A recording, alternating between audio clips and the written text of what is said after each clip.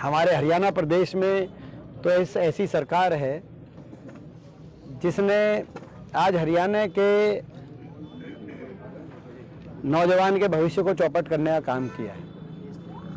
हरियाणा को विकास की पटरी से उतारने का काम करने वाली ये सरकार, देश में आज सबसे ज़्यादा बेरोजगारी अगर किसी प्रदेश में है, हरियाणा प्रदेश में।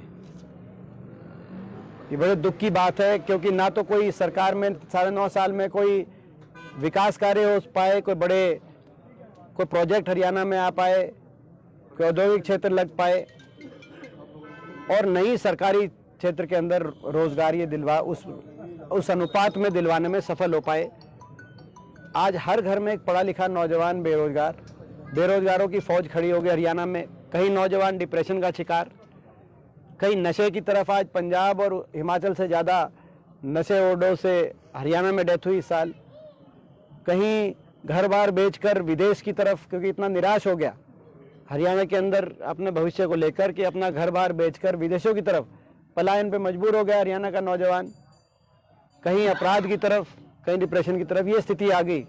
आज मैक्सिको बॉर्डर क्रॉस करते ही गांव के अंदर पटाखे बजाए जा रहे हैं। ये स्थिति आ गई हरियाणा में, धरातल की स्थिति। ये सरकार, मगर ये सरकार को नहीं दिख रहा है सब। इनकी कार्यशैली में हरियाणा नौजवान का भविष्य तो बर्बाद हुआ ही हुआ। हर वर्ग, किसान, व्यापारी, कर्मचारी, गरीब आदमी, हर वर्ग को सरकार ने प्रताड़ित किया ही किया। लेकिन अहंकार भी आज बेरोजगारी में ही नंबर 1 नहीं है हरियाणा।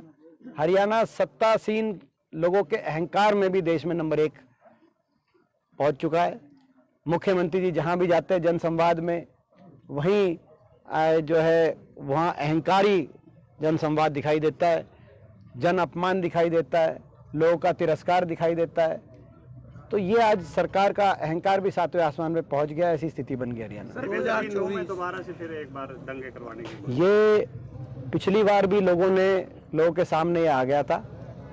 पिछली बार भी हमने कहा था कि या तो ये भारतीय जनता पार्टी की सरकार की व्यापक विफलता है, क्योंकि पिछली बार भी सबने पहले बता दिया था नीचे के पुलिस प्रशासन ने कि इस तरह के भड़काऊ बयान दोनों तरफ से आ रहे हैं, इसको लेकर एहतियात बरता जाए। लेकिन सरकार ने वहां कोई एहतियात नहीं बरता।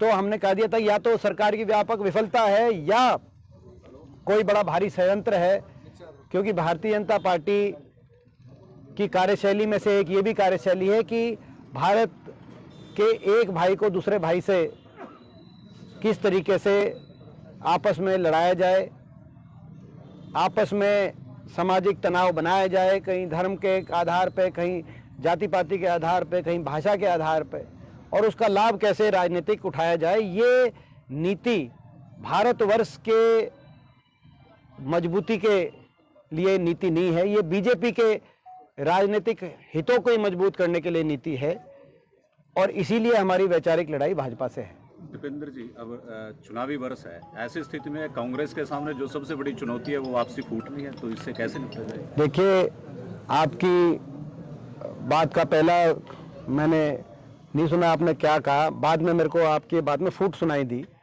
आपकी बात सत्य है कि जितना फूट बीजेपी जेजेपी में है, उतना फूट किसी सरकार में देश में देखने में नहीं आया है। पहला तो बीजेपी और जेजेपी में फूट और लट चल रहे हैं।